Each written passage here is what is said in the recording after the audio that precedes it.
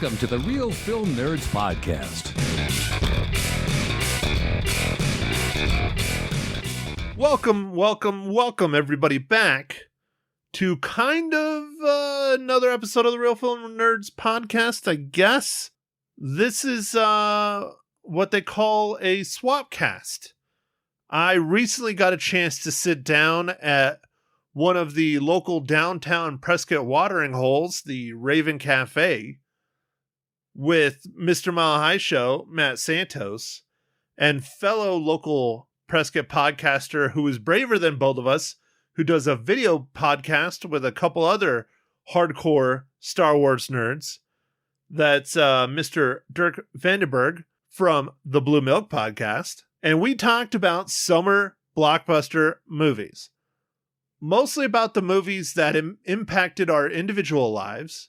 We also talked a little bit about the movie theaters that we went to. Mr. Mile High Show, always talks about growing up in the San Francisco Bay Area and some of the incredible movie theaters that he got to go to back then. Dirk talks about going to the Cine Capri down in Phoenix. He grew up down in Phoenix, and we all reminisce about the good old days of the drive-in movie theater. And then I also discuss attending one of the places I spent a lot of my time growing up as a child, especially in the summer, and that is Mysterious Mike and I's, I don't want to say like giant movie theater, just cinema, I guess. It was 3 screens, small little place. But I reminisce about that because I spent a lot of hours there. It is no longer there. I think it's a church or something now. So I talk about that. We have quite a few beers at the Raven Cafe. I got a chance to meet their newest manager. Her name is Alexis. Very sweet lady. Definitely make sure to pop in, say hello.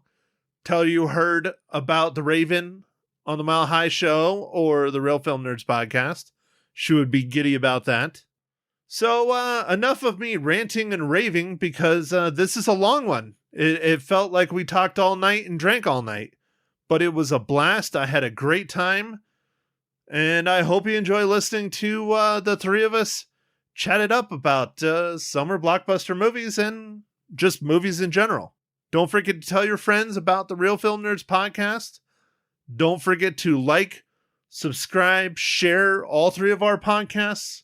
Try and support the local podcasting scene. We're trying to do nothing but grow and get bigger and better and have more guests on and do more material and see more movies. Let us know how we're doing, all of us. Email all of us. Visit all our websites, milehighshow.com, thebluemilkpodcast.com, realfilmnerds.com. It's all similar across all the different social medias, except for the Bluemilk podcast. I believe you can find them on YouPorn. I'm not sure why they decided to do that, but tear it up, man. More power to you. Get as many viewers as you can. So enough of my ranting and raving. Enjoy Real Film Nerds Podcast 113 / Mile High Show Podcast 207. And Mike and I will be back next week to chat with you about James Gunn's latest horror superhero movie, Brightburn. Until next week, everybody, go out and catch a movie.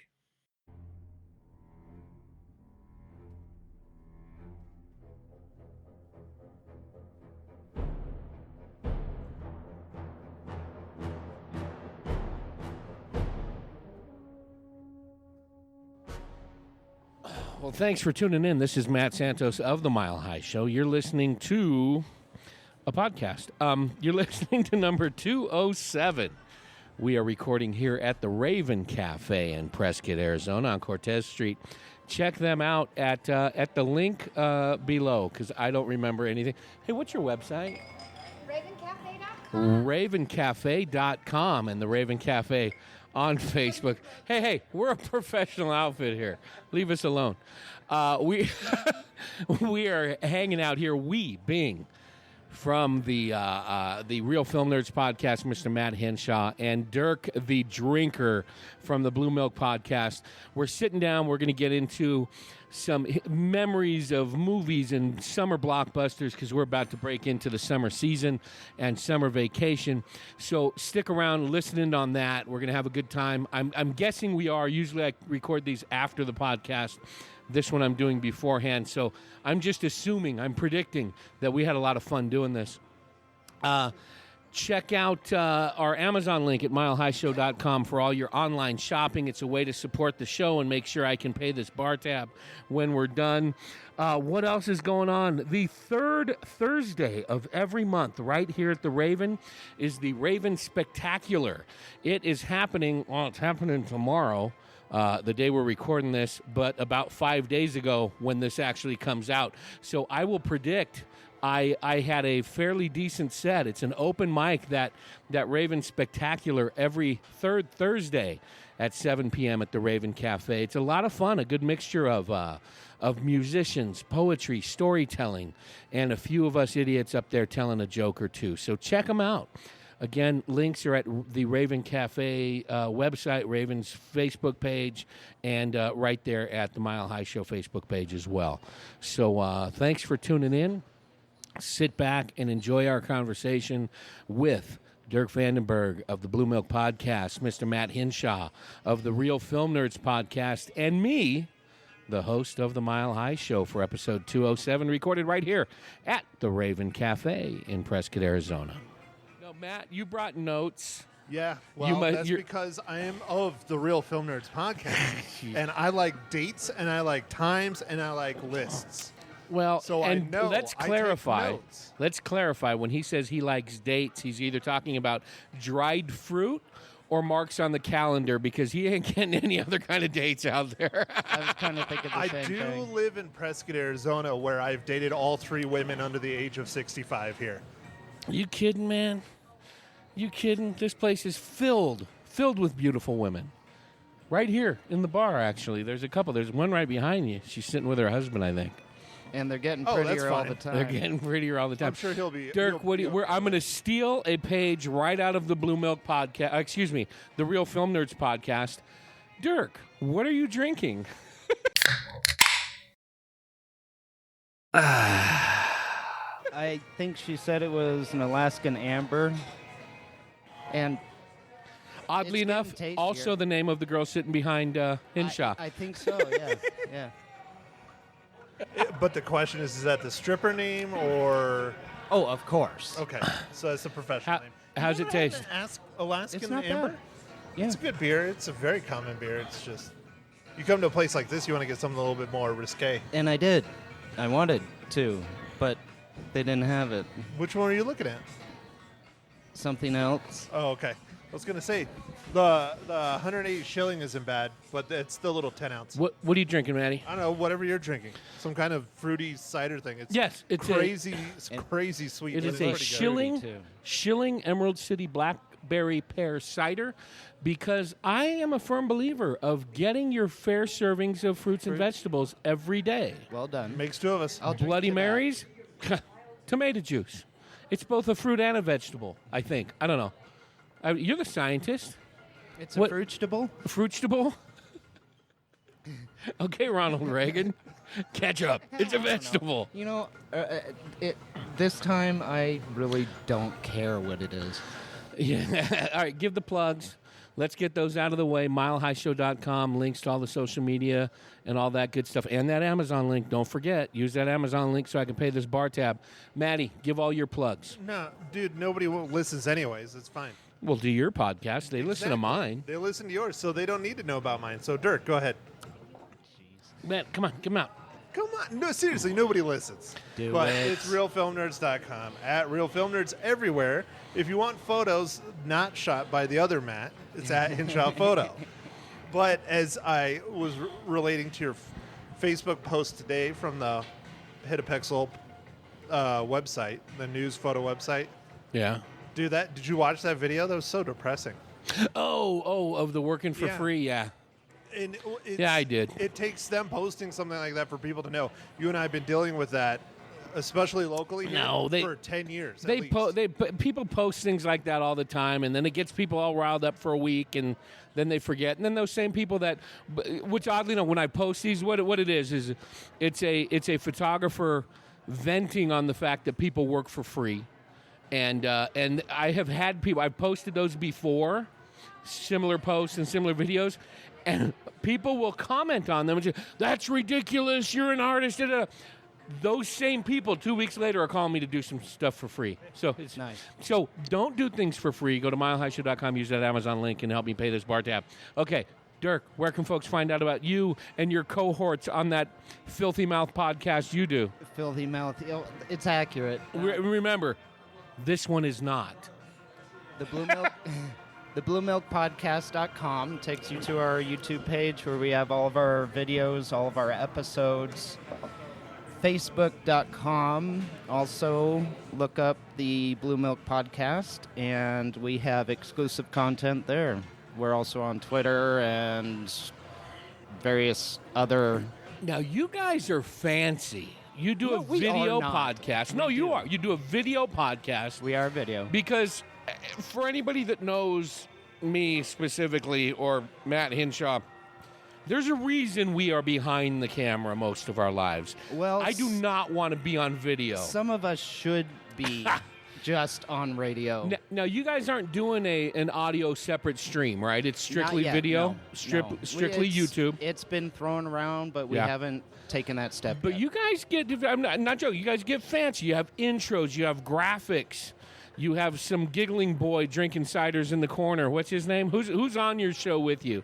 There Jacob? is Jacob Sparks and BJ Lordy. BJ I almost Lordy. forgot his name. He I smacked love me. BJ. Well, specifically, I love his mom, and not in a weird way. She pays me. She every- cuts me my checks. She is the finance getting finance weirder. clerk. You're No, not she's a helping. finance clerk for one of my That clients. is a little creepy, yeah. No, She pays him now. she works in the finance department for one of my clients. So every month I send BJ's mommy my invoice, and she deposits money in my account. We love you, Kat. Does she There you put go. little X's and O's on it too? No, I okay. don't believe she knows my name. She knows my wife more than she knows me. I don't care as long as that money hits my account each and every month by the 5th. Fair enough. Okay, so you got BJ Lordy, you got Jacob Sparks, and yourself, and you guys get visited periodically. Oh, I'm sorry. You get visited periodically with your significant other. Every once in a while, yeah. What is her we just name call for her the woman. The woman. Yes, yes. And that's what I call her off camera as well. Now, correct me if I'm wrong, you take care of kind of the graphic stuff and the production value of the Bluemilk podcast? Yeah. Kinda? I handle the animation. I handle editing, credits, what I call cooking the episodes, getting them all prepped and ready to go up on YouTube. So I'm more the technical side of things. Now, Maddie's Real Film Nerds is a dissection with his secret agent in hiding, Mike Talent. They discuss movies, both new and what do you call the? You could just say my hetero life mate. What do you what do you call the older ones? What's the term you guys use? I forget. Legacy. Okay, I do Legacy. Legacy if it's not podcast. currently in the theaters. Yeah. If it's on a streaming service, it is known as a tributary. Yeah. So it's not Netflix and chill. It's tributary because it's streaming. So you guys fine. cover all Everything. kinds of subjects, all kinds of movies of that. You do. Yeah. What one episode you up to yesterday- now? Well, 111 was yesterday. We've had to cut back because Mike has a real life, and he's married, and he's trying to create more life, and his wife likes doing stuff with him, I guess. It's really weird. Probably the whole creating life thing. Yeah, it's both of that. It's a lot of that. But so he doesn't have time anymore. Yeah. It kind of sucks. So we did 111. We're doing one a week now instead of 2 a week. Or 111 came out yesterday, and it was about the new, I guess, dramatization of Ted Bundy, starring Zac Efron. It was an interesting Netflix film. Now, Dirk, you guys, Bluemilk podcast, For those of you in the know, I had to ask. I had to Google it when I first met you, a year and a half ago, whenever it was. Yeah, about What that. Star Wars is? No, 'Cause you what still haven't watched Bluemilk the was. movies? I've watched them. I've had great naps. But yours is Star Wars centric, right? Yes. That's what you guys are doing? Yes, anything and everything Star Wars related. Well, that leads into why I wanted to sit down with you two guys specifically. One, because it was an excuse to get out to the Raven. But also because as we're coming into now, like I said, we're recording this on one day. It'll be out in about a week or so. We're coming into summer break, summer vacation for school. My little guy, he's going to be coming out of third grade, getting ready for fourth. And one of the big things when I was growing, I'm the oldest one at this table, but when I was growing You up, can't be more than 90. no, right, 89 and a half. What is that in months? You're the scientist. I'm not calculating anything right now. But when I was younger and when we were growing up, when all of us were growing up, because it hasn't changed I until still have not grown up. fairly recently when we were I younger. can vouch for that. Yeah. The summer blockbusters were huge, and also the holiday blockbusters. There were release times for movies. Yep. There were times, even on TV, when movies would play the same time every year. Oh, yeah, we'd wait for them. Yeah, pre-cable, pre-streaming, obviously, for me anyway, pre-DVD. We had 13 TV channels. Yeah. And we waited every year for Twilight Zone type thing. All of that has changed. We want to talk about how we consume movies has changed, how we look forward to movies. There's still those marquee ones, like Star Wars, like the superhero, like the Marvel Universe movies that are big releases still that people. But it was the major movies. That's how they were released. So we want to talk a little bit about that. Talk about how we consume movies, how we consume content now, how that's changed over the years. But right now, a little background, because, Dirk, you've sat with us. We've talked before, but let's refresh the listener, excuse me. A little bit of your background. Now, I was joking. I'm 53. What are you, Maddie? I don't know. 37? Dirk, where do you fall? 43. 43. So I got 10. 37, really? You I always do swore this. you were always think older I'm than like me, man. 120 or You something. are. Well, he I've hasn't. lived a hard life. He hasn't Right. lived right, and you know it. Dirk, okay, so 43, born in 76, 75, Correct. 76. What are your memories of first movies that you were seeing at the theater? What some of the ones that stick in your head? And we have discussed this before. The first movie I can remember ever seeing is the original Star Wars. Yeah. I was a year old. And you remember that? I remember it. I remember the ending specifically. Yeah. But I remember we were at a drive-in. I remember the music. I remember my parents. It's a very solid memory. Wow, cool. I love it. Now, for when I was growing up, obviously, you know, as a young kid, back up a little bit. My mom, when she grew up in the 30s, they went to the movies all the time.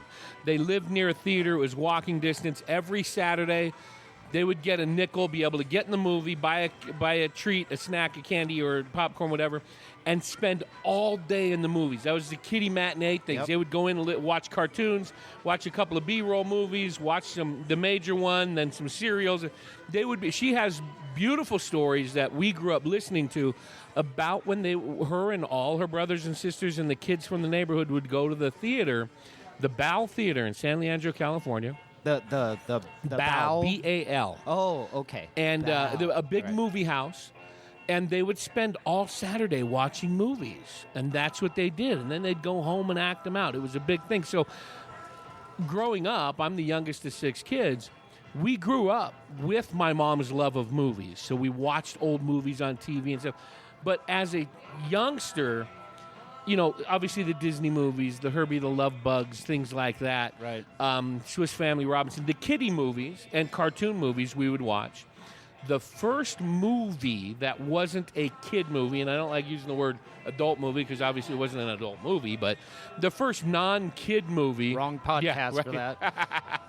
The first non-kid movie that I saw in the theater was Fiddler on the Roof. And I believe it was a re-release because they used to do that too. Yes. They would release something, a few years later it would come out because there was no cable, there was no HBO, nothing like that. Right. So they would re-release it, get some money. The studios would get another payday. And I remember going to see that as a family. My uncle and some cousins went with us. We went as a group to see it. And to this day, because of that, Fiddler on the Roof is one of my favorite movies of all time. It's a good Because one. stuck in my head is seeing this for the first time on the big screen and just falling in love with it. I am not a big Star Wars fan, as have been discussed on this many of times. We know. Because I didn't see any of those movies, the Star Wars movies, until I was already mid-late teenager. I was in high school. So it didn't Missing have out. that impact on me. I have no doubt whatsoever. Had I saw them, when did it come out? 76, 77? Had I saw it when I was 11 25th. years old, had I saw the original Star Wars when I was 11 years old, there is no doubt in my mind I would be a Star Wars fanatic. I know that. It's just by chance that wasn't what my mom liked. She wasn't a sci-fi person. She liked the drama. She liked the musicals. So that's what we saw growing up. But there's no doubt in my mind I would have loved those. My son, who now, thanks to the collection of Matt Hinshaw, we still got them. Yeah, I know. You probably still have my we've DVD got version. Yeah, we've got the DVDs. It's been almost a year now. No, it's been like 3 years. Or 4, Oh, at jeez. least. My son Yeah. saw them when he was 7, and he loves them. So, again, no doubt in my mind, I would have been right. I would have probably started a comparable Bluemilk podcast type of thing had that been what I was introduced to as a kid. So you seeing it at pre-toddler, I'm sure is just 1 year old. yeah. Now, what do you remember other than, like you said, the closing, the music? What jump forward a year, 2 years, 3 years, whatever that memory starts hitting, what are some of the movies that you saw growing up that really stuck, aside from the original Star Wars? Well, let's see. Movie-wise, I don't really remember anything specific until mid-'80s. Yeah. Where So when Back 9, to the Future 10-ish? came out. Yeah. Back to the Future was one that we saw in the theater. Ghostbusters was one Yeah. that we saw in the theater. Where did you grow up? What was childhood Phoenix. for you? In Phoenix? Yeah. What was it? Was there a theater you went to, or was there like one that your family went to? There wasn't one specifically. There was one that I loved, What was that one? the Cine Capri downtown. And why? What was the?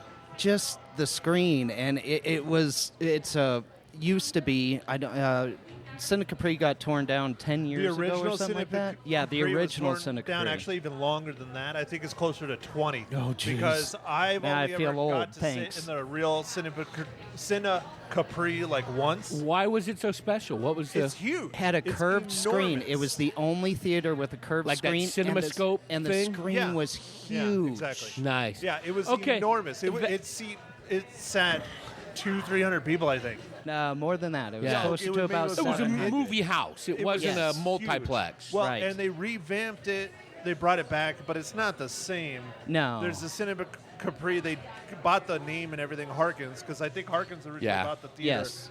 And they have one in North Scottsdale, but it's not the same. No, I Yeah. actually it saw Metallica's Some Kind of Monster. Oh, there. It was it's right off the 101, isn't Yes. it? Yes. I've Right. seen the sign. Okay, so going there, describe what it was like going in as a kid, as a 9, 10-year-old kid at the Cinema Capri. The first time I was there, it appears smaller than it is. It's an oval theater, and it doesn't look like it would hold very many people. Yeah, There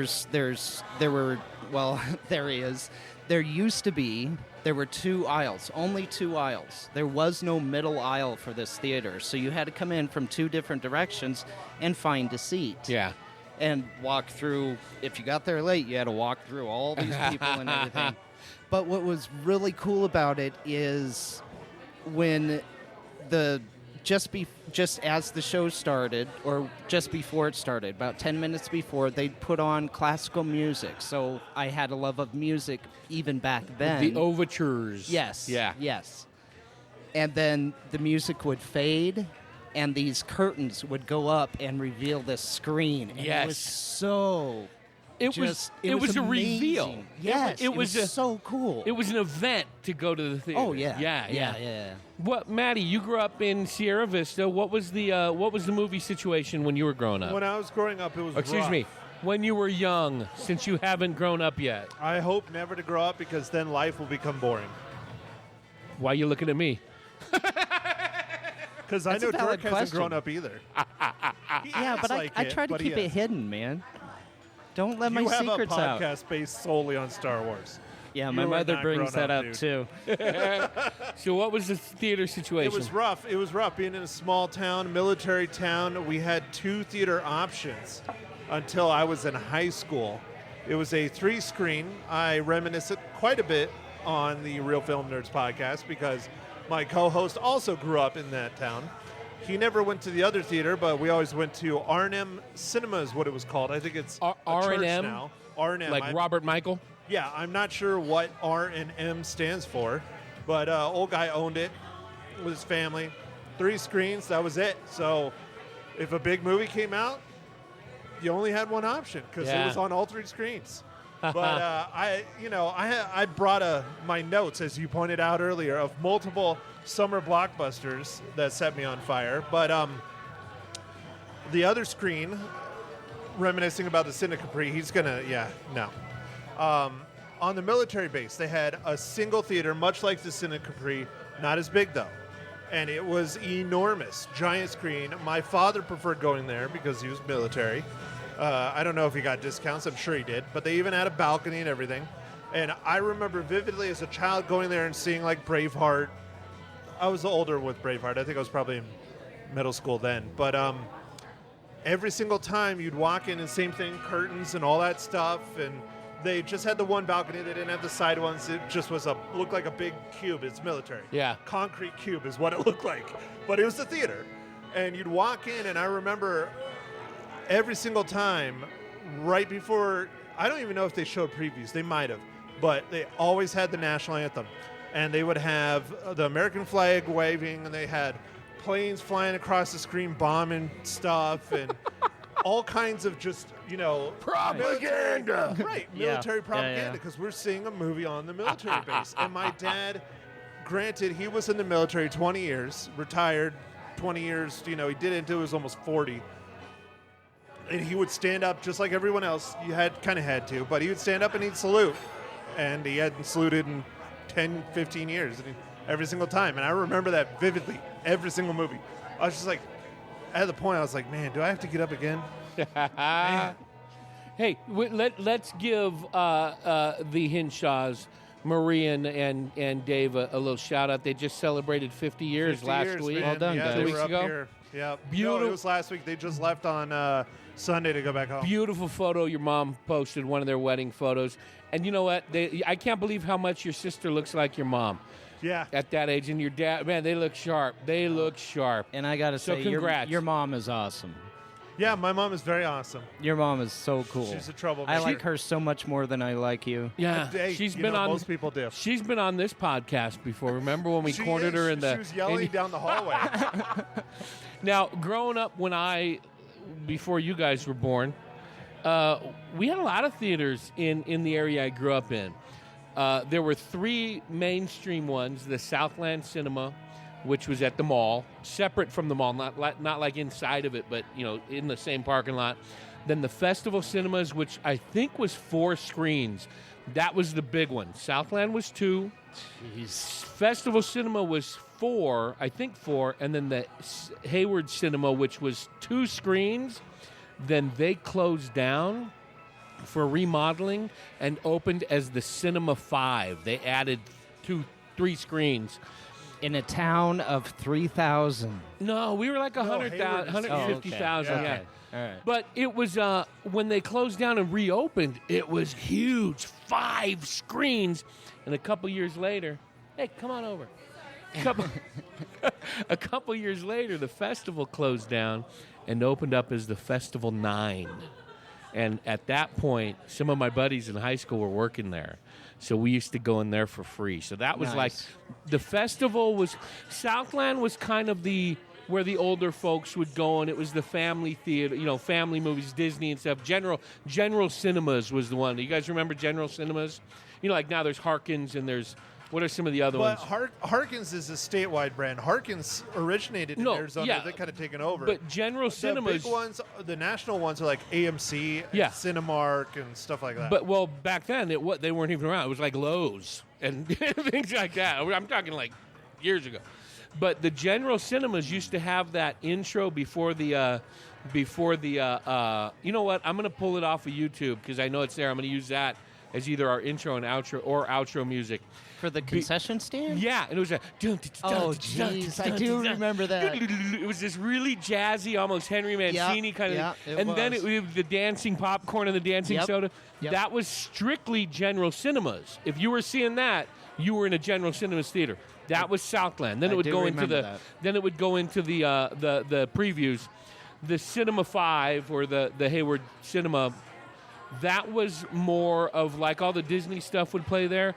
The festival always had the bigger movies that would come out, the big blockbusters that we were talking about. And that was more of the place where like the high school kids went. And that was like the cooler place that came out. The theaters all had a different feel.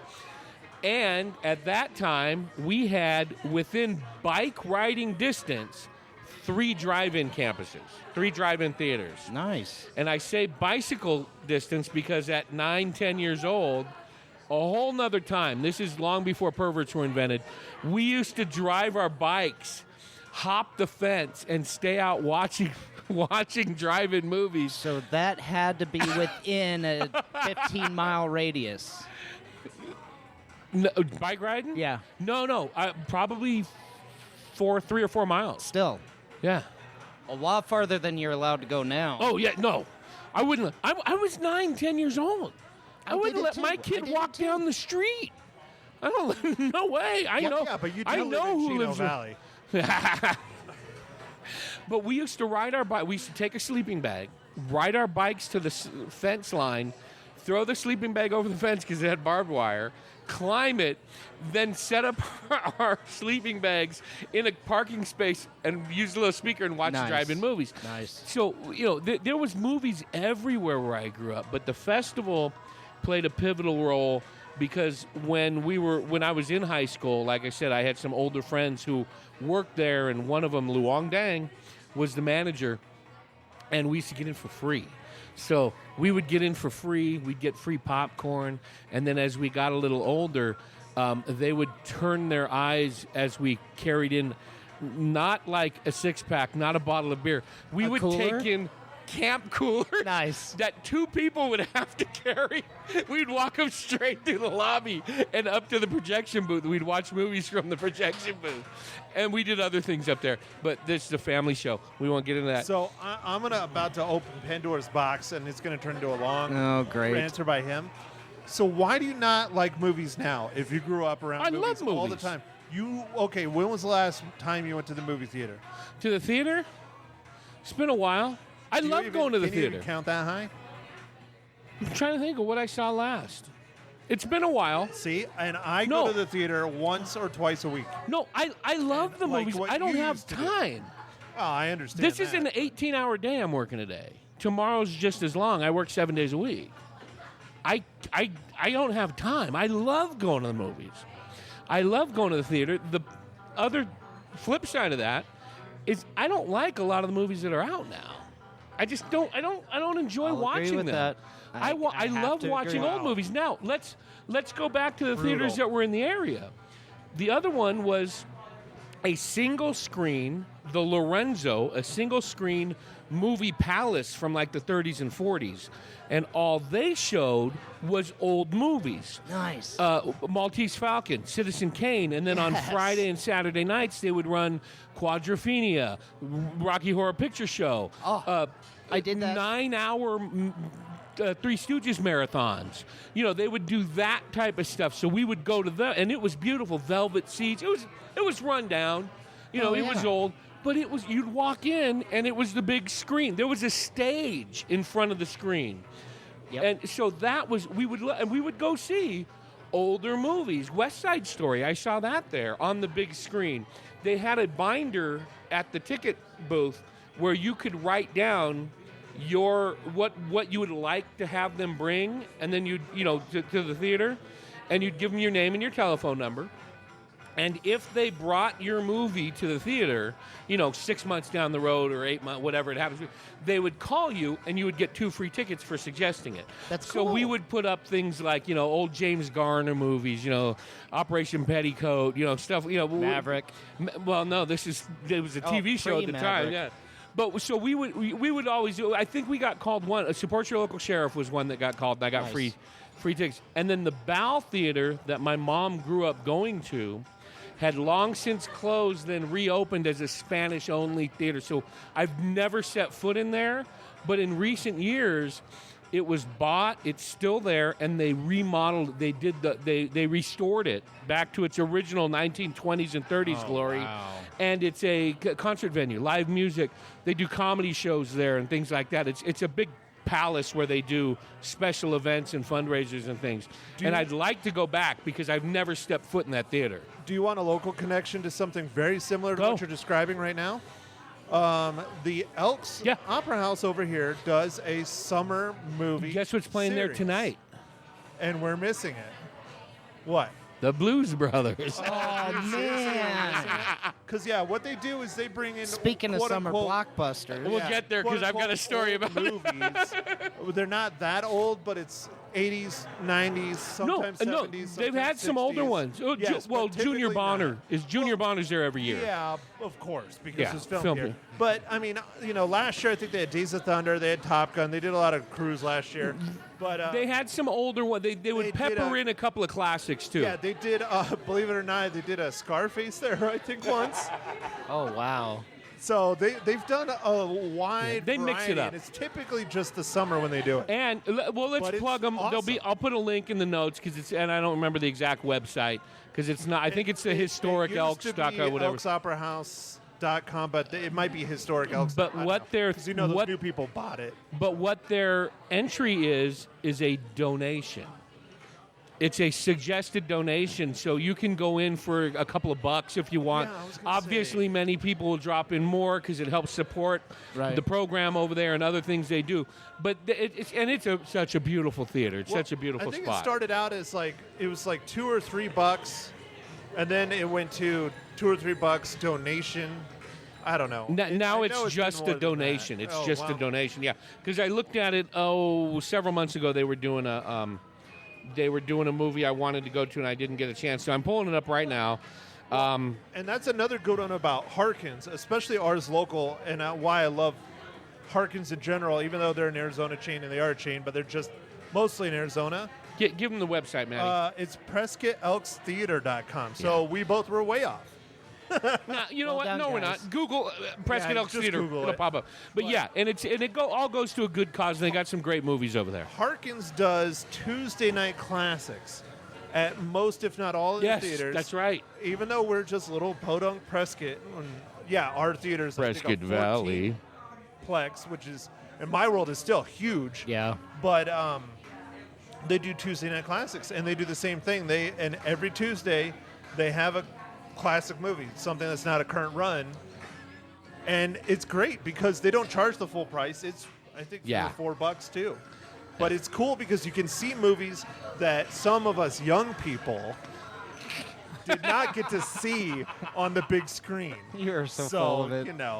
Now, let's go back. I want to go back to the Elks Theater. Luong Dang, who is the manager, who owns, I should pull it up, he owns a Mexican, a Vietnamese guy that I grew up with owning a Mexican restaurant in Pleasanton, California. It's supposed to be dynamite. I've never been. He used to be the manager, and then one of the other managers and a guy I'm still hooked up with on Facebook is Lenny Green. They were a couple years older than me. So that's how we used to get in free to the theater. I'm burning them now. What's the statute of limitations on sneaking your friends into movies? When they closed, they were the 9-plex.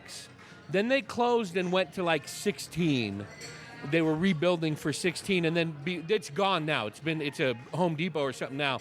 But I think the last incarnation was like a 27-screen theater, which is basically like 7 seats and a large TV screen. When it gets down to it.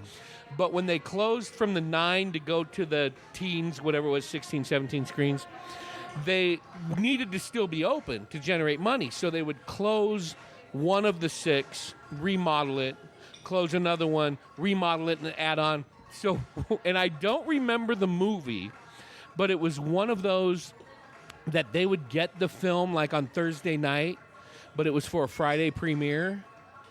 So they asked us, we were all hanging out at Daly's, a bar in the mall, and they called us up and said, hey, come on over. We got a screen that's available. So at about 2 o'clock in the morning, and I don't even remember the movie. It might have been like a Beverly Hills Cop, one of the Beverly Hills Cops or something. But the theater, this is how they remodeled it. They ripped the roof off, but the screen was there and all the seats were there. So we were sitting in basically a convertible. It was a sit-in drive-in theater. Yeah. And we went in at 2 o'clock in the morning, and they played this movie as we were all sitting in there just getting whacked. It was a lot of fun. I don't remember what movie, obviously, but it was a lot of fun. So a lot of good memories of the festival. That's a whole nother story. when the Blues Brothers came out in 80, 81? I think it was 80 or 81. Oh, you know what? I think it was actually 70s. No, 70s. Google it real quick. Yeah, it's either 80 or 81. I'm not connected to the internet. I don't pay for that. I don't know when it was. Whatever it was, 80-ish. No, it's free. I'm thinking 79. They got free internet here. Oh, do they? Yeah. So they're spying on me too, like Google? But when it came out, on you. my brother... Hold on, here. Okay, Google. Oh, jeez. When did the Blues Brothers come out? 1980. So you said 81, yeah, June 16th, so it was a summer movie. So when it came out, living in the East Bay, I was the youngest. My brother, 3 years older than me, and then a friend of ours, Ricky, who was 2 or 3 years older than my brother, we got on the BART train, which was, the public transit, and took the train over to San Francisco, bounced around San Francisco during the day, then hopped on a Muni. I was 14 in 80, 14 or 15 in 80. Then we hopped on a Muni train and went to South City, the drive-in next door to the Cow Palace in San Francisco, which is basically Hunters Point, the roughest neighborhood on the West Coast at the time. Before Compton was rough, Hunters Point was the roughest here. So a 14-year-old kid, his 17-year-old brother, and a 19, 20-year-old friend, all day gone in San Francisco, then take a bus to a drive-in, hop the fence, and watch the Blues Brothers, and then got back on the BART train and came home at about 2 o'clock in the morning. How many beers of Cooler? How many? Well done. At that point, at 14, none. Dyslexic. No, yeah. at that point, nothing. Yeah, it was just a different world back then, man. It was just a strange... I would do the same thing. Be out all day. This, flashing forward a little bit, do you guys... Now, this is what? 87, 88-ish? You're going to have to refresh my memory. Maybe 89. When U2's... There's a lot of snowfall during those times. Yeah. Well, and that's part of the story. U2's Joshua Tree album was out, and the tour, mid-late 80s. Yeah. And we went and saw them. If you guys, I don't know if you were you U2 fans at all, or there were some songs I liked. I wasn't a huge fan. Joshua Tree and Boy, I love two of the greatest albums. When they were touring that, they did a free concert at Justin Herman Plaza in San Francisco before the Coliseum shows. And there was this big art sculpture, whatever. It was a big fountain. It looked like Lego blocks, but it was a fountain that this artist had done at Justin Herman Plaza. And Bono's out there singing and they're playing, and he spray painted something on the sculpture. Peace or end war, something, whatever was in his craw at that point. During the concert, he did it and it went over great. Well, then people got in an outrage. The next night at the Coliseum, I was at the concert. I was at the concert for 2 shows that weekend. He brought the artist out because the artist was all, we don't care, it's free speech. And the artist was painting on the stage, so it was kind of a big thing. Great. This is at a point in my life when things were not as they are today. There were various fungi consumed. There were various herbages intake. There was lots of liquids taken, and there were very many powders ingested. That really hasn't changed much. We just for me it has. Keep it quiet. For me it has. But back then, ew, it was a buffet. It was a unlicensed pharmacist sizzler going on at that point. And that whole weekend was just a blur. We ended up stage front at some point at the Coliseum, and our tickets were third deck. Impressive. We don't know what happened. I don't know what happened. Now, they were filming that entire tour for the documentary Rattle and Hum. Are you in it? No. Oh. But when Rattle and Hum came out, we went to the festival to see it. Me and my good friend Bobby Garcia, and we went to a 10 a.m. matinee. We started at 6 a.m. at the Palm Villa, a nice little neighborhood bar across from Chabot College. So by 10 a.m., we're getting tickets to see Rattle and Hum, which vaguely is only a year and a half old in our mind from being at the Coliseum. It was 45 minutes into this showing at a 10 a.m. showing at the Festival Cinema where there was maybe 7 people in the theater on a Tuesday morning. 45 minutes into it before it clicked that we weren't at a live show. So the two of us standing screen side at the Festival Cinema doing who knows what while 6 80-year-olds are staring at us wondering if they should call the cops behind us.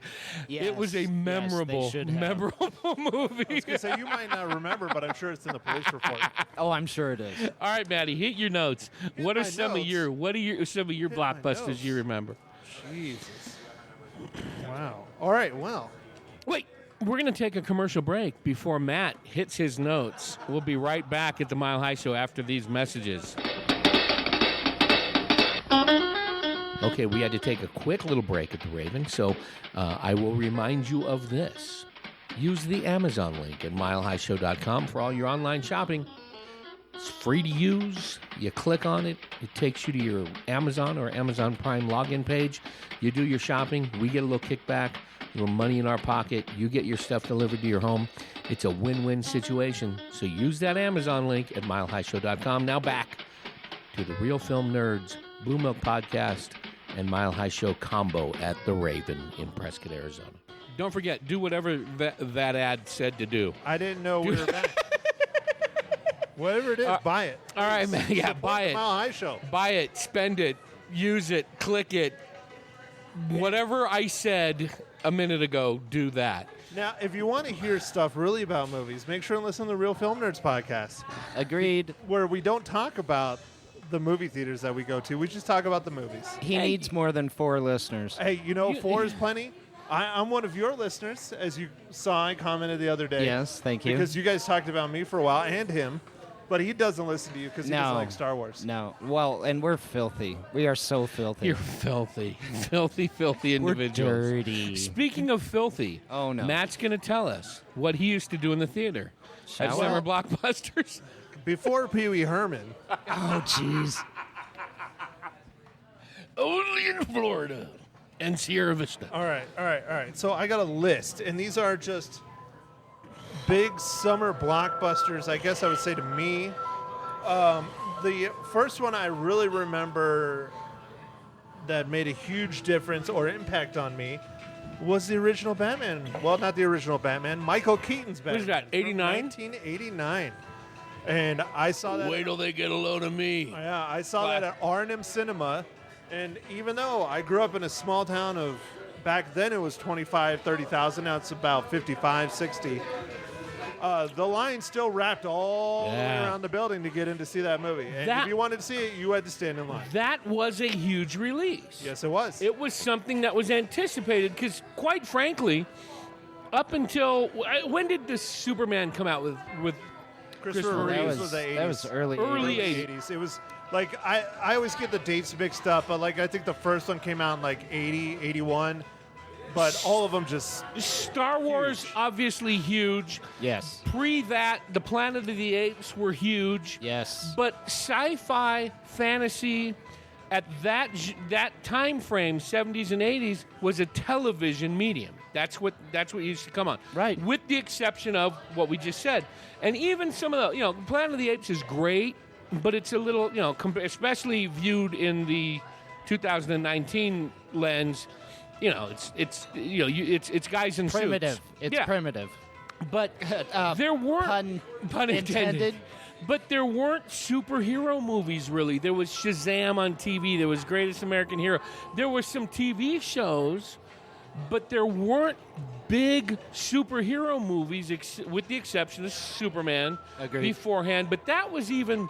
They did that almost nostalgic kind of. It was more of almost like a cartoony, the way they portrayed it. It was a great movie, but the way they did it... Batman was pretty darn dark. Yeah, but it still was quite cartoony, quite silly in comparison to superhero films today. Yeah. Thanks to our good buddy director, Tim Burton. It brought the comic book to life. And we hadn't Yes. seen Batman before 66. I mean, Yeah, no, since and 66. there was Adam West. also- Well, the cheesy there was- Batman. Yeah, there was Oh, I love also that an guy. Adam West film, Got it at the home. Batman, but it was actually a made-for-TV movie that was never in the theaters. No, it was. It might have been. We but saw it at the was drive-ins. It originally aired on the TV. No, what it was what they did is it was a feature film, but then they released it. They broke it up into episodes for a That's TV. what it was, But and no, they it put was it for together as a movie and- Robin, yeah, get the they- shark repellent. Anthony watches it at least once a month. We've got it on disc. The poor child. Poor No, child. he loves it. But no, that's a great one because that was an event movie. Yes, that it was was. something people were waiting for. You mentioned the Back to the Future franchise. right. Now I remember when that came out because there was a lot of Northern California connections to that because where there was some of the places it was filmed and stuff. Yes. Huey Lewis doing the soundtrack. Yes. He was a Marin County guy. So that was really exciting where I grew up. And that was, I mean, aside from obviously Star Wars and the franchise and The Godfather and things like that, in my memory, and correct me if I'm wrong, that was one of the first big sequel franchise things. Yeah, Am I missing it was. out? Or It no? think was, so. and it wasn't a huge blockbuster smash hit in the theaters. It did well, but in comparison to today, it's not. Yeah. For then it was equivalent of a blockbuster, but it didn't light the world on fire. It did good enough to Yeah. warrant 2 more sequels. What a neat. I love that. I'm a Not big, only that, but because of the dates that were presented in the movies, it 85. came back. Yeah.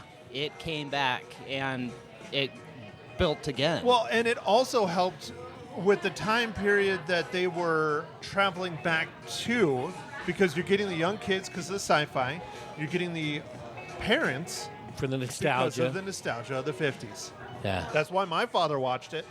Loved it. I haven't visited it. I haven't seen it in a long time. It's on a lot of the streaming systems and things, but does it hold up? Have you guys seen it recently? It does to a level. Yeah. There are a good portion of it is kind of accurate, Yeah. but we still don't have our flying cars. Well, no, I they just were mean supposed to true. be here in 2015. Oh, well, I mean, and- not it. Well, Back to the Future, or that's do another story. we? oh yeah, yeah. Or do Yeah, we? yeah. Maybe the man's keeping them down like those Oh, of course he is. water-powered combustion engines. No, but just as far as like the humor and the look of it, does it hold up? I haven't seen yeah. it. The Okay. only I thing think that so. kind of falls apart, but again, it was an 80s movie, is the special effects. But Yeah. you have to understand, that was the time period, that was the best technology they had at that time. Yeah. So they did the best they could with what they had. I mean, today, I was having this discussion fairly recently with Mike. Endgame came out April, which drives me nuts that Disney and Marvel have now made the summer movie intro start in April. Yeah. It's always been May, but now they pushed it to April. That kind of pisses me off, but fine, whatever. I still went and saw it. But I loved Endgame. It's probably one of the biggest blockbusters of my lifetime for sure. I saw it opening night. Loved it. Recommend everybody go see it. But it's getting to the point where a lot of these huge movies, and I don't know how the actors do it. I really don't. They stand in a room and it's just green.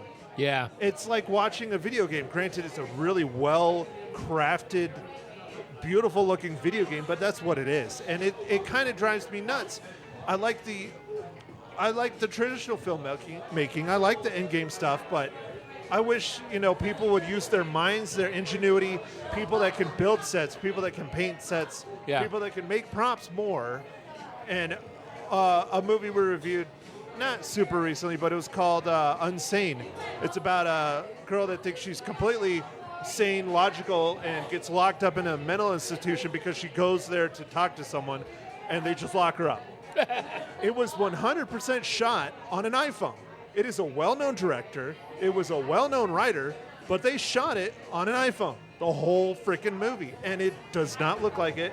You can tell at times if you're familiar, but they use their mind. There's no CGI, none of that stuff, and it was a fantastic film. Nice, interesting. I miss, and again, like you'd mentioned it. I don't go to the movies like you guys do. One, again, I'm not a big fan of most of the stuff that comes out, or people for that matter. But honestly, that's one of the great things about a theater, is you can walk in and that pageantry you were talking about, Dirk, about the curtains opening and the lights going and the overture music and things.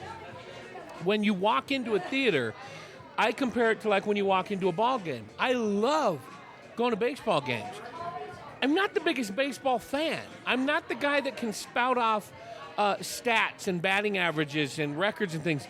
But there's something about walking through, especially if you're in an outdoor stadium, when you walk through the tunnel and either the bright lights and the bright green grass or the blue sky on a daytime game, there's just something about walking out and getting that smack in the face of it. Same thing at a theater. You walk in, it's quiet. Now you have to deal with things like cell phones. Your cell phone's off. You can't pause it and go to the bathroom. You can't stop the movie, if the phone rings or whatever. You're in there, you're locked in, hopefully, engaged in what's going on that screen, and you don't have to look at people on either side of you because it's dark. It's not like watching a movie in the front room. But you do have to listen to them and their children. And there's something for that. I like I said, growing up, going as a family to the movie, my mom would, and I didn't realize this till later, she would cherry pick when we would go, when there were other families there for that reason. Because, she's got 5 kids, and we're asking questions, and we get fidgety during the slow parts and things. So now in hindsight, I realize, she picked and chose when we went. But there's something to that. As a kid, I knew when we got to the movie, we weren't going to be rambunctious like we were, not like at home. I took my son to his very first movie. I don't remember what it was. I want to say it might have been Planes. I remember you told me it was either Planes or Cars. It wasn't the original Cars, but it was like Cars 3 or something. No, I want to say it was Planes. I think it was Planes. I remember you called me about it. He was 5, and it was the first time we took him into a theater. I took him in. My wife still doesn't like it because we did it while she was at work, and she missed out on it. But we walk in, and he's a big popcorn nut, like our whole family is. We grew up, that was every night, had popcorn. My dad would make it on the stove. So we walked in, and he got to get popcorn. We treated him. He got a lemonade. We got him some candy. And we walked in, and I kept telling him, Anthony, if you have to use the bathroom, you got to do it now. No, I'm fine. No, go to the bathroom. And we walk in, and he saw, and at the time, Maddie, thanks to Matt Hinshaw, we have a very large 65, 70-inch TV right now that he stole from a neighbor who was on vacation. I don't know what happened with it, but he ended up giving it to us. But before that... Well, who you'd think. You know where I got that, right? I don't remember which. Was DJ Sheridan. Okay. Was it Sheridan DJ? Property Group. Okay. So Thanks, you can DJ. thank him directly. Got a huge but he doesn't TV. listen to your podcast either. So no, he was on it once. The only podcast I've never aired. DJ Sheridan. I've heard his clip. It was fantastic. It was Bluemilk podcast quality. At the time, Lots of swears. At the time, what we watched TV on was a laptop. That was our TV. We had a DVD player hooked up to a 20-inch old big tube TV, but we would watch on a laptop. That's what we watched on. And we went from that to his first visit to a theater at Harkins, and he didn't know what to do. And we went during the day, so that knowing that he would probably, make some noise, or he might even get scared, or who knows. We sat in the middle, and we sat there about 20 minutes into the movie. He leans over, he goes, "Pop, I got to go to the bathroom, pause it." I said, "Buddy, there is no pausing." That way. So we had to run out real quick and run back in. And he loves going to the theater. I love going to the theater. It's just, to walk in and be able to sit down and focus in. I still love the previews. I love watching previews. Absolutely. That's like one of the best parts. Well, I don't want to interrupt because this is a topic Mysterious Mike and I talk about frequently, especially going to the theaters, why both of us go to the theaters. We've even spent episodes where we shouldn't have. We should have reviewed the movie, but it turned from a half-hour episode into an hour long because half an hour we talked about what the benefit of going to the theater is, why we prefer going to the theater over sitting there streaming, what the benefits of streaming are versus going to the theater. And one of the most biggest hot-button topics for me, especially here, is going to picture show and people being jackasses. I don't ever remember this. They don't know how to growing act. up as a kid. Yeah, adults, parents and their kids, you name it, they don't know how to act. They talk. I had a couple, it was two probably in their 70s, maybe even 80s, ladies that literally started talking when previews started, stopped talking when the credits rolled. Two older ladies. If you want to sit there and talk through an entire movie, go Starbucks here at the Raven. Go Watch it somewhere at else. home. Watch Go the somewhere movie else. at home. Yes. They where you talk through can the whole pause thing. it. Yes. And I asked them multiple times to be quiet, and they wouldn't because I'm some young punk and they're, seniors. But that was the newest Liam Neeson movie, Taken in the Snow. It was, it's not Taken in the Snow, but that's what I always called it. I don't remember the name of the movie. But it was where he gets revenge and he's a snowplow truck driver. I went off for most of that podcast about these ladies talking. It was awful. But that whole experience, and I use that word deliberately, the experience of going to the theater is magical. I love it. I absolutely love it. Yes. Coupled with that, I would like to see a movie that, now granted, there are especially the superhero, the sci-fi movies where you want to see them on the big screen. And I understand that. There are some, yes. There are some that you definitely want to see on the big screen. But to be able to go into a theater and be completely engaged by what's going on the screen, honestly, for me and for my interests, a lot of the movies don't grab me like that now. A lot of the older ones do. Now, having said that, I'm like so far away from most pop culture references just because busy and old and lame and everything else. Old. I don't always know about movies until long after they've been released. So I see them on a streaming service, on Amazon, on Netflix or something like that, just because I'm not in touch with what's going on.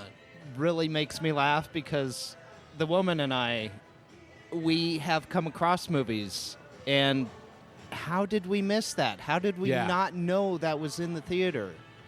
This is a great movie. There's been several over the last few years that we've done that with. So the pluses of... So listen to the Real Film Nerds podcast, and you'll know which movies to go see and which ones not to go see. I've tried I'm just getting it out there. I'm trying to get listener number 5. Listener number 5. Oh, Dirk, okay. you can do it. So I'm 4.5, man. Come on. The pluses of the theater experience are the complete immersion, the pageantry of going there, especially... I agree. Especially if you can go to a larger theater. There's something about not being in a closet with 6 other people watching the TV screen. Yes. Today, another huge one today is the technology. Granted, home theater technology, just your regular TV, has come a long way, as you alluded to earlier. We grew up watching tube TVs, VHS, stuff like that. Waiting 3 or 4 minutes for the TV to heat up. Right. It's really come a long way at home, but it's still not a theater. You go into a theater, that's a multi-$1,000 projector that's projecting at 4K, even at the crappy small theaters, because that's what they have to have, with an extremely bright bulb, with a surround sound system that, you could take a second mortgage out on. Right. And you don't have that at home. And so you get to enjoy that for the $8 or $9, whatever it is now, to go see a movie. And so that, yes, the home theater experience is a lot better. I got surround sound at home. I have a okay TV. It's not incredible. It's okay. It's a hell of a lot better than it's ever been, but it's still not the level of going to a theater. Not in my opinion. I agree, and that is something that I always work towards, is getting that theater experience in the home. And we recently moved, and I used to have a really nice sounding system, and I haven't been able to hook it up because the new house doesn't have the same setup. Yeah, well, I shot your old house. And I know, I saw the wires and all dude, that's one of those things about some of the newer quote-unquote premium homes is they are pre-hardwired for surround sound. A lot of them are. Oh, the new one will be. Yeah. It's just going to take time. Yeah.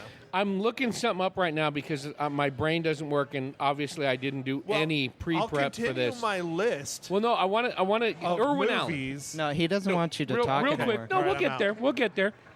Because that's only one sheet. Because you mentioned how the technology in the theaters now, no question about it, it's head and shoulders above everything 5 years ago, let alone 40 years ago. Yes. It's just the crispness, the sound, I'll tell you one better. Even my days of high school, granted it's getting longer and longer as we go, but Mysterious Mike Talent, he alludes about it, he's talked about it a little bit.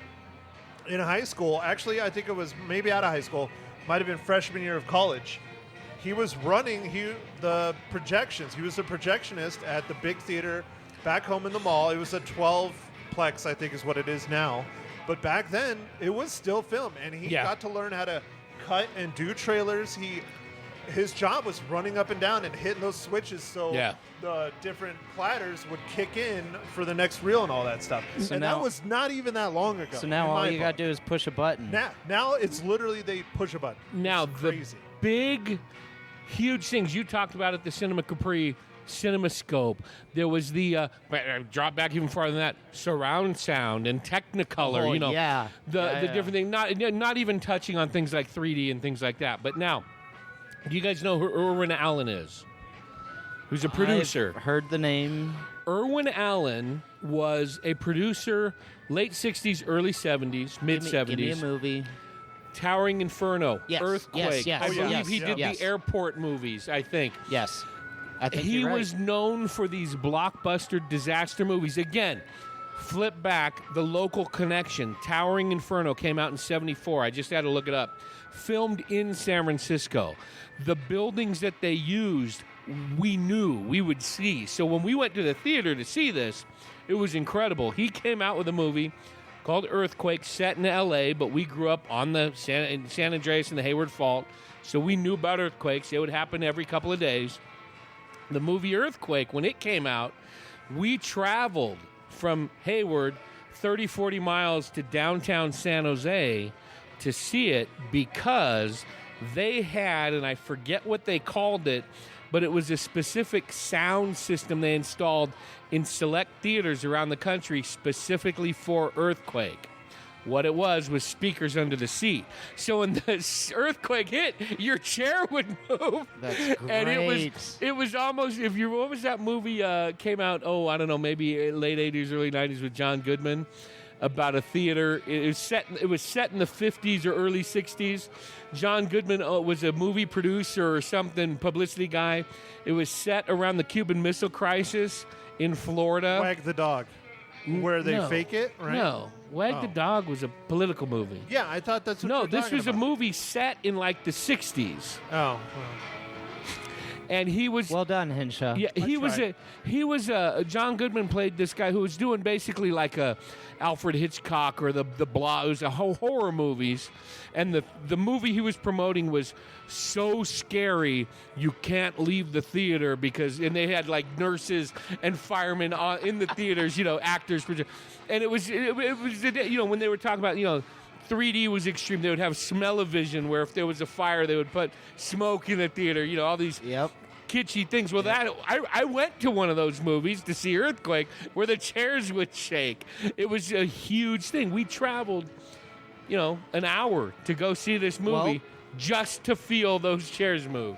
Disneyland took on that, and a lot of their, Universal Studios as well. They do that now. They put you in a chair, and there's a movie screen, and you are part of what's going on. I'll do you one better. They actually have a name for this today. It is called 4D. There are a handful of theaters in the country that do it.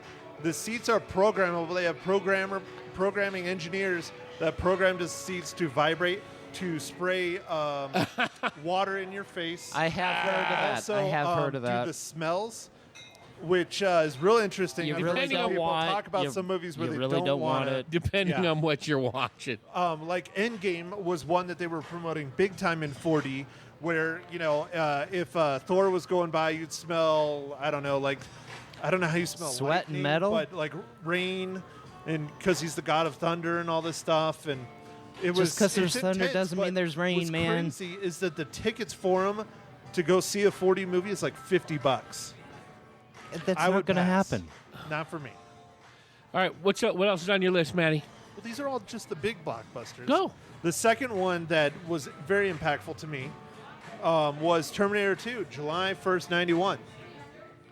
And why that was impactful? I was in my 30s. It was just like Batman. It was wrapped around the building. But for me, that was my first rated R movie. Impressive. And we snuck in because I was nowhere near the age of not getting in trouble for that. 91, what else you I got? was 10. Bust through them. What do you got? The other one that's extremely impactful I touched on earlier is Endgame. For those of you who have not seen it, Endgame does set a new bar for Blockbuster. Now, for those of you who have not paid attention to most of the Marvel Cinematic Universe, it is not going to do anything for you. It's just going to be, it's a cool movie. But if you paid attention to at least 6 of the 22 films that's in the Marvel Cinematic Universe, it's incredible. It's a great end cap of a film. Dirk's looking at me like he's gonna strangle me. I almost made it through Infinity Wars. Almost. Couldn't do it. Infinity War completely turned me off. I was so unhappy with Infinity War. Well, see, I am not excited. It was on that level. I'm not excited at all about Endgame. Dude, Endgame is something else. It takes, like, Infinity War was good, but you know what it takes? You know what it takes? 3 hours of your life. It does that. It does that too. Exactly. I might end up looking like him. No. It takes a lot more than this. He's lived a hard life too. But he looks younger than you do. You know what that is? That's from shaving his head. If he grows that out, it's nothing but white, buddy. Okay. I can't shave my head. It would be real bad. But no, Endgame set or your the face. bar. Or your back, for that matter. I don't like doing that either.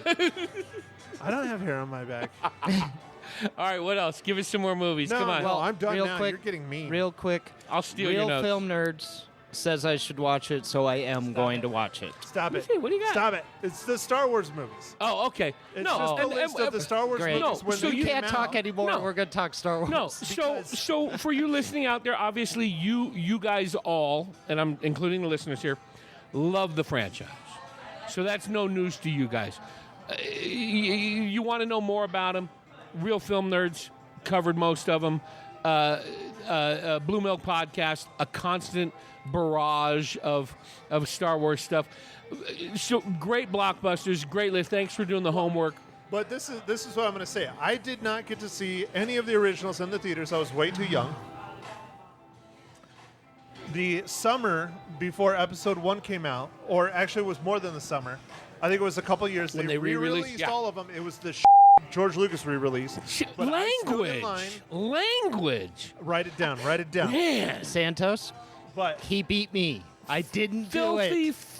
Now we know why no one listens to Real Film Nerds. That's right. You are a there's film a lot of boy. reasons. The rot that goes through their ears. If you think what I say is bad, you clearly have never watched the Bluemilk podcast. I have. I mean, Nobody watches. Well, dude, they even Okay, go dabbled ahead. into politics. Go ahead. Go. So, all right, they re-released them. I saw all of them in the theater with my buddies. We stood in line to see them because there were lines. Where did you see them? And there we had our new theater. It was called Uptown 3. So it was just like R&M. It still exists today. R&M shut down. The other one's still there. It's another 3-screen theater. Crappy seats, crappy screens, the usual. But they're still there. All right. So I saw all 3 of them. And then my senior year, episode 1 came out. So I went and stood in line for that, and heavily disappointed like everybody else. You make me feel so damn old. Would you quit? Episode 2 came out when I was in college. I stood in line with that for my girlfriend. And episode 3 was even more momentous. I stood in line for hours with my girlfriend on that one because I stood in line with her for Harry Potter. The benefit of episode 3 was I was now over 21 years old by a couple years then. The movie theater I went to was in Ahwatukee. I couldn't get the Harkins Tempe that was right next to my apartment. I couldn't get that. I wanted to. So I got Ahwatukee. But I found out the Ahwatukee one had the bookstore stayed open late, and the bar obviously was open. So we took turns. I'd be like, okay, you want to go check out something? She'd go wander and go get something to eat or go get ice cream or go to the bookstore, and I go to the bar. So that works. We did that, and when midnight finally rolled around and they let us in the theater, I enjoyed episode 3 because I was a little tipsy. See, like I said, I'm like way behind. I still enjoy it. I'm like way behind on the pop culture references on a lot of things. So when the first time I saw any of the Star Wars at the theater was when they were re-released before Episode 1. Went with my wife because she is a hardcore Star Wars nut. And I enjoyed all of them. I enjoyed them all because, I saw the re-releases. They were fine. They were okay. And then episodes 1, 2, and 3, I enjoyed because I had nothing to compare them really to. So I watched, and then when people started saying, this is ridiculous, this is horrible, I'm like, I don't it's just as good as the ones that I saw a year ago because I had nothing. I didn't have.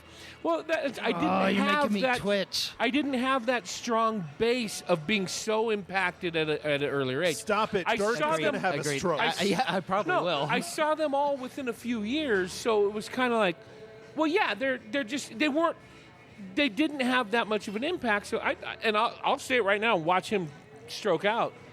One of my favorite man here, he's going to die of a stroke. One of my favorite characters was Jar Jar Binks. No! You know what would be real? I can't be on your show anymore. He was just goofy. He was silly. I didn't care. It's like, he's fun. There's a real sad story behind that actor too. The actor that played him, because in episode 1, it was a guy standing there with a Jar Jar mask on his head and some green stuff that they cut out later. It was the dude that full on was in it. He got all the social media flack and too. And he tried to kill himself. Yeah, and who who really wanted that part? Who lobbied for Michael that Jackson, part? Yeah. He wanted that part. Then when he found out it was going to be a lot of CGI, he said he didn't want to do it. That would he wanted just to play make me it laugh.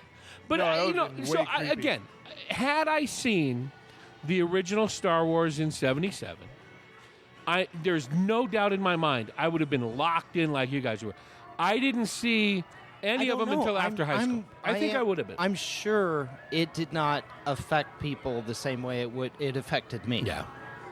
I'm sure. Now, the summer or 2 summers before that, '75. Jaws. I saw a major blockbuster at 9 years old. Oh, I would have loved that. And we sat in the second row because we got there late. My mom took us all. I was the youngest. I was 9. My sister, who is 7 years older than me, I was 9. She was 16. To this day, she is 60, has not seen the entire Star Wars because she was so freaked out. Now, family on a budget. She hasn't seen Star Wars. No, because Jaws. She saw Jaws. No, she You hasn't. said Star Wars. Did I? I'm sorry. Yeah. She hasn't seen the entire Jaws movie because of Maybe he's having her a stroke. Maybe. No, so growing up, a lot of kids, family on a budget. Our freezer was stocked with, Fish? leftovers. No, meat. Oh, There was a okay. pork roast. Okay. Wrapped in cellophane. She would, for a year after we saw Jaws, she would not open the freezer because the wrapped meat was. She was so freaked out. 20 minutes into the movie, she wanted to leave. She was sitting in front of us with her friend, Noelle Ponick. They were sitting in front of us in the very first row of the theater. She was so freaked out, she would not exit the theater because she did not want to turn her back to the screen. Now, my son, who is now 9 years old, sees Jaws up in our DVD. We have Jaws. We have like the anniversary edition. It is to this day one of my favorite movies. It is well done. It is to this day one of my favorite movies. So when the anniversary edition came out on DVD, we bought it. Whatever blankety blank anniversary that was several years ago. Right. My son, like most 7, 8, 9, 10-year-old kids, boys, loves dinosaurs, but his all-time favorite thing in the world is sharks. So he sees that DVD up on the shelf, and for 3-4 years now, he goes, "Pop, when can I watch Jaws?" Okay, I was waiting for him to say, "My 9-year-old watched Jaws." No. I was gonna wait. What's the reaction? I'm telling him. I think I told him when he was 16 he can watch it. That's a good age. I think I watched it first when I was 12 or 13. I saw it and was completely freaked out. Completely freaked out at 9 years old. But still, to this day, one of my favorite movies of all time. One of my all-time favorites. So I am awesome. really looking forward to 5, 6, 7, 8 years from now watching that on DJ Sheridan's 70-inch TV that's in our family room with my son. To see him watch that and then get yelled at by my wife for letting him. Absolutely. Mike and I reviewed Jaws. It is one of Mysterious Mike's favorite movies of all time. He is very passionate about sharks. He always talked about wanting to study sharks growing up in high school, which I admired, and he switched to computers. Both of us did, but he continued. I didn't. I became a photographer because I'm an Sounds idiot. right. So, anyways, he's still obsessed with sharks. No, you're an That is idiot for why- many other reasons besides that's you being one of the many. But that's why he's obsessed with scuba diving. He loves scuba diving Because he and wants to get eaten by a shark. He loves being around the sharks. He loves doing wreck dives and trying to swim with the sharks. He doesn't want to get eaten by them, but he and I got a big argument. Good for him. Good on him. I mean, For not wanting to be eaten by a shark. I would wear a suit made out of pork chops. I'd be like, "Come and get me," but I'm scared of the water, so no, I'm not. Anyways, That would we explain your argued- bathing habits. Oh, wow. See, this podcast has gone on so long. He's getting mean now. I remember when I liked you. No, you don't. Yeah, you're right. I never did. I'm surprised it took him this long. But no, we got in an argument on what was the first original summer blockbuster. Because I argued up and down It was Jaws. that it was Star Wars, because Star Wars just set a whole nother level. No. He argued it's Jaws. It and I'm was like, Jaws. That's fine, but I like my wars, man. As Yeah. much as I would love to say it's Star Wars, it was Jaws. There is no question. Oh, I know, but I still like to argue because it was just You just love to argue. bigger. Yeah, Well, it's a different genre too. Yeah. it is completely. Yeah, So- they're sci-fi-esque, but We've Not a- covered you know. we've covered the pros and cons of going to theaters. The streaming services obviously have hurt the theater business. They have changed the way we consume stuff. There's we can go on and on about the cons of being not as impactful as seeing on the big screen, but let's talk about some of the very briefly, and then we got to wrap up because, as right. Matt said, it's past his bedtime. God, I don't past sleep. mine, I haven't too. even eaten dinner The yet. I didn't sleep last night. the pluses of the streaming services.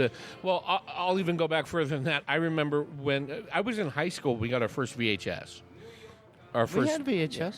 but I was in high school. I was I was out of high school, I think. Maybe it's senior year. Didn't have cable till high school. We were broadcast TV. So the advent of VHS. Did you have Betamax? No, did not. But a friend of ours did. We did. Way better Briefly. quality. Briefly. Way better quality. And our next door neighbor owned, or 3 houses up, owned a Laserdisc store in town. Oh, those were cool. Big, huge. Awesome. Yeah. Anyway, so But the you know change. what killed Beta, though, right? And Well, it was does the only same with Sony, DVD. wasn't it? No. Money. No. Well, no, what it always is, every single time when it comes to a Marketing. hard format, pornography. Whichever one pornography jumps on is the one that excels. Happened with Blu-ray too. Huh. interesting. And DVD. But Yeah, I know it's messed up, but it's true. The way we consume movies, specifically what we're talking about today, has changed. And the idea of being able to go to a store and rent a movie and watch it more than once, or watch it and be able to pause it, because you couldn't do that with TV. Right. You couldn't do that at the theater. Right. Changed how we view the movie experience. Now it's on us, not on the projector. Right. If we need to stop it, we can hit pause. If we need to back up, we can back up. Then, obviously, DVDs and Blu-rays, where the crispness, the quality changed. Things like the director's commentary and things like that. Yep. Completely all the changed. behind-the-scenes stuff. I mean, some of these movies Yeah. have more hours in behind-the-scenes yeah. stuff than the movie itself, three Many times over. more. And then now, with streaming, I remember late 80s, early 90s, when you would hear reports or read an article about, there will be a time when you can turn on your TV and tell it to start playing a movie. The on-demand things Yeah. were still years off. That was huge when cable and satellite TV started adding the on-demand. And now, of course, Yeah, the pay-per-view Netflix. stuff, yep. Now, of course, Netflix, Hulu, Amazon, Right. Apple TV, everywhere else you can get stuff. Yeah, it's hurt some things. For guys like me, the beauty of it is now I can go back and watch a movie that you couldn't even find these on VHS. Yep. We didn't know they came out in theater because we were, there's years that are blacked out for me for various reasons, but mainly for things like work. I mean, I didn't know what movies were coming out. We didn't have broadcast TV for a long time. So I didn't know what was coming out. I didn't see trailers. I don't get to the theater. Now I can pull up Netflix and go, I've never heard of this movie. Well, let's watch. I've never heard of this TV show. I could watch things when I'm available at 3, 4 in the morning because I'm working all day. And I agree with that. But on the other side, now to hurt the theaters, you have me who will say, well, that looks like it might be okay, but I'll wait until it comes out on Netflix. But I can argue against that. Yes, the streaming services have hurt the theaters to a level. That's for sure.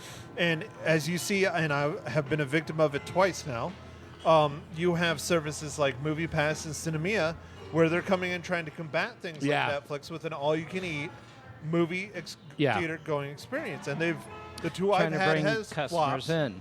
But Yeah. if we had an AMC here, I would have Exactly. AMC In a bigger metro Plus area. or whatever it's called. My brother-in-law has it. He gets 3 movies a week. The AMC movie A+, whatever the hell it is exploding. And they are expanding it because people are jumping on it so big. So clearly what the problem is it needs to be tied to the theater itself, not a independent service for it to flourish. Because then the theater can say, okay, well, this isn't doing well, so we're not going to offer this. We're going to, da-da-da-da-da. And the movie And it draw, works well. the movie draw is still there. You can still get people in there. It's just it's a change in marketing now. So it's a whole different ball game. There are pros and cons. Obviously, the convenience, the availability, the wide variety and so many choices, obviously, is just overwhelming.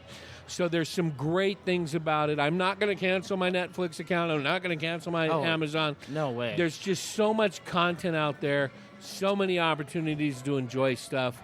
we are truly living in like the golden age of entertainment. Isn't it great? Absolutely. Yeah, we are in a media paradise. It is incredible, especially for people like me that love to read, that love to look at art, that love to watch movies, that love to consume all this stuff. I don't have enough hours in the day. I really don't. I will admit that. I'll jump to that. Yeah. I can argue a couple. You can tell people really do love going to the movies and loving the movie theater experience just purely based on a movie that I talked about earlier, and you're arguing not going to see, you're never going to see, is Endgame. Endgame is lighting the world on fire. It made more domestically its first opening weekend than a movie has made since, I think, Titanic or Avatar.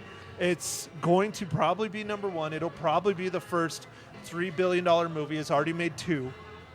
That blows my mind. It's literally been out for 3 weeks and it's already made $2 billion. Just because it makes money doesn't make it good. No, I never said anything about it being good. There are lots people of still. Well, I enjoyed it a lot. I'm not saying it's for everybody, but the experience is why people want to go. Well, and that's the beauty of what we've been talking about for this, however long we've been talking, is there's so much. There's so much out there that everybody can find something that appeals to them. I'm not a superhero. I'm not a sci-fi guy. There's so much more I can consume. Matt, there's so much you can watch. Dirk, there'll be more. Yes. One of my Star Wars, favorites- TV. Is it Disney? Yeah, Who's continuing? Disney now. Plus. That's one that's really Don't get me interesting. started. That's a whole nother podcast. That's an interesting one that came out with. They did a poll recently, a national poll about Netflix and Disney Plus, because Netflix is losing all the contracts on their Disney stuff. Yes. That's why Disney Plus is coming. 25% of people polled said they're going to drop Netflix the instant Disney Plus comes out. So we'll see what happens with Netflix. I will not be. I will be in the 75% that keeps it. I'm going to keep As will Netflix I. because I like a lot of the original content. They really are signing on people that are very creative. It's great. Oh, all right, Maddie. We got to wrap this up. Maddie, plug away. Plug away. Where can Real folks? Film Nerds. It's REL, not REAL. I actually bought both domains, so it doesn't matter. Cheater. Hinshot Photo. Real Film Nerds, let us know how bad we are. I almost said another S word.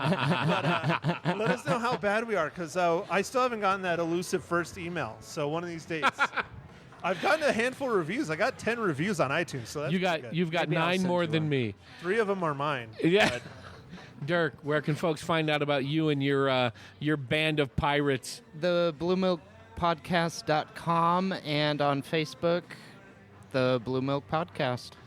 All right, check them out. Support these local podcasters. Support me so I can pay this bar tab. A couple of final thoughts as we go out here. One, thank you to the folks at the Raven. This is a hub, a great spot to hang out for local artists. There's original art up on the walls. They rotate it in and out. They are a great supporter of local artists, including letting us hang out here. They've been very good to me over the years. This is one of the greatest spots for hearing and witnessing local music. So go out. That's one reason why I started this podcast in 5 years ago, was to immerse myself, get myself reacquainted with local artists, local creators of things that are great. So go out wherever you happen to be listening to this. Search out, go find local artists, musicians, painters, authors, whatever, podcasters, and support them. Go out there and find them and let your friends know about them. If you have a theater in your area, in your hometown, or in your surrounding area that plays older movies or specialty movies, independent films, maybe an old movie house that's a single screen, support it. Tell others. Share it on social media. We can never, in this world of streaming and of on-demand and of personalized entertainment, nothing will take the place of walking into a theater, turning off your cell phone, and sitting with your family watching the big screen, stuffing your face with popcorn. Go out and enjoy that. And I shouldn't have to say this, but I will, because I'm sure it rings true. There are some of you listening to this who may have never seen a movie in a theater. Do it. Go find a local playhouse that does live entertainment. Support local comedy. Come to the Raven the third Thursday of every month, and listen to some jokes.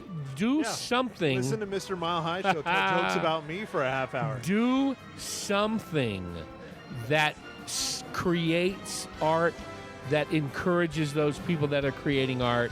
Go out and create some of your own.